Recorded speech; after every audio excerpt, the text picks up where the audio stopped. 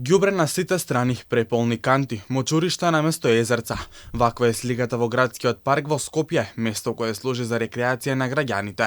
Посетителите разочарани од негрижата на градските власти, но и ниското ниво на култура и свест за хигиена кај граѓаните. Како ја оценувате хигиената на градскиот парк? Прв сме тука после многу долго време, вака ќе личи. Па не можам да се согласам со мојата другарка, искрено.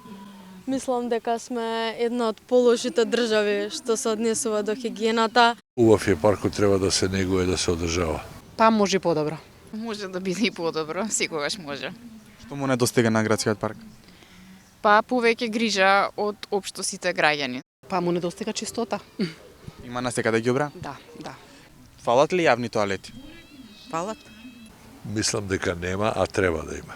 Може нови љуѓашки се направат, пошто тие што ги има постоечките се искршени.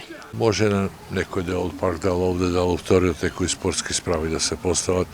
Тоа не е голема инвестиција, би значило нешто за паркот и за градот. Езерцата во паркот кои некогаш беа вистинска атракција за посетителите, сега подолго време се во очајна состојба. Водата е зелена, а натрупаните лиси ја менуваат сликата дека на местото имало езерце. Освен лошата гледка, тука се и небезбедните бандери кои представуваат голема опасност за немладите. Екипата на Алфа при обиколката во градскиот парк забележа непокриени бандери од каде што висат бројни кабли. Исто така, нема ни трага ни глас од најдобриот луна парк на Балканот, што го ветуваше градоначалничката Даниела Арсовска.